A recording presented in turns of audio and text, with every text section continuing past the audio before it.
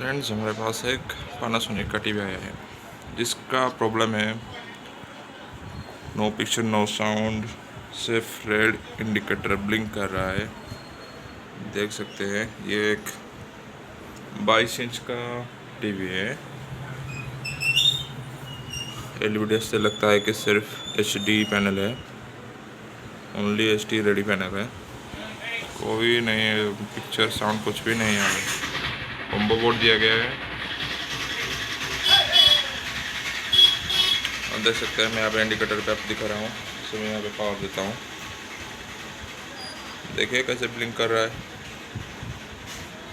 इसका कारण क्या है हमें नहीं पता, चलिए ढूंढते हैं।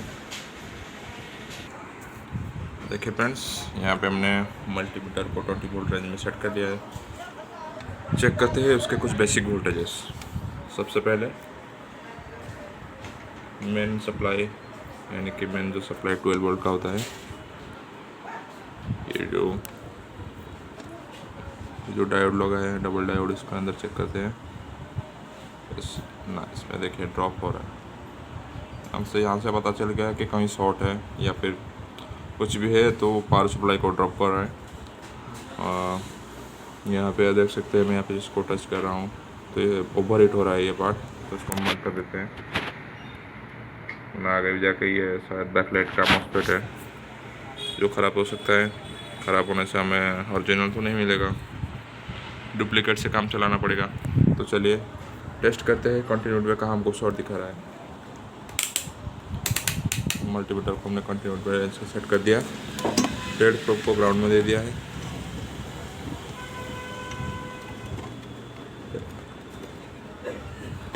डेड प्रोब को ग्राउंड, यानी कि ग्राउंड में ये बिप करेगा।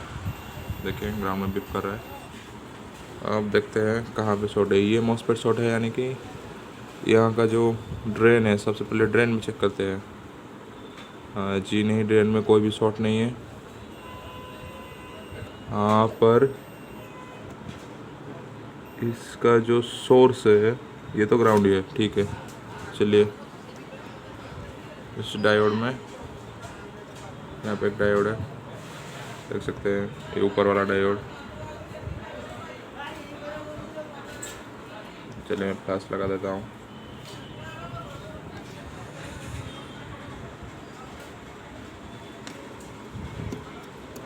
ये जो डायोड है इसमें नहीं है, तो यहाँ पे और भी एक डायोड है एसएमडी वाला, यहाँ पे देखते हैं।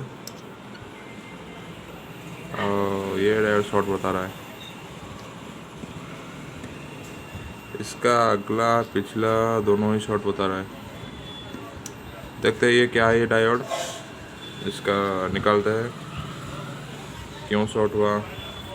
ठीक है, मैं मदरबोर्ड को निकल कर आपको दिखाता हूँ।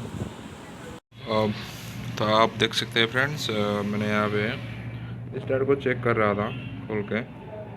इसका तो खोलने के बाद भी शॉर्ट दिखा रहा था, मतलब ये डायोड सही था। ये एक्चुअली हमारा बैकलाइट का जो करंट सेंस है इसके सर्किट में दिया गया है। तो करंट सेंस सर्किट यानी कि यहाँ पे लो ओम्स का रेजिस्टेंस लगा हुआ है, इसलिए शॉर्ट दिखा रहा है। तो ये सही था। ये जो मॉसफेट गर्म हो रहा था, जैसे कि हम इन सर्किट चेक कर रहे थे कि मॉसफेट का ही रीडिंग दे रहा था, मॉसफेट रीडिंग दे रहा था, पर ये कॉइल ओवरहीट हो रहा था। तो इसका मुझे कुछ लॉजिक समझ नहीं आया। तो चलिए मैंने सोचा कि चलिए इसका सबसे पहले उसका जो मान लीजिए कि पल्स के बदले यहाँ पे अगर कंटिन्यू सप्लाई आ रहा होगा तो ये शॉर्ट कर रहा होगा ना। तो ये भी एक इशू था, तो इसको मैंने रिमूव कर दिया। अब देखिए इसमें रिमूव जैसे ही करता हूँ तो उसका जो सोर्स गेट वाला जो पिन है ये ऑटोमेटिक टूट गया।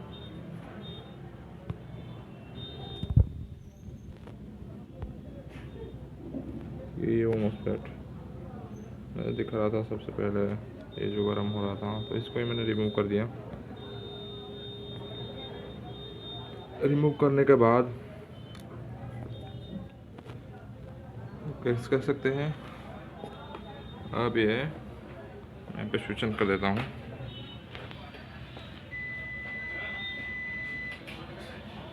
देखिए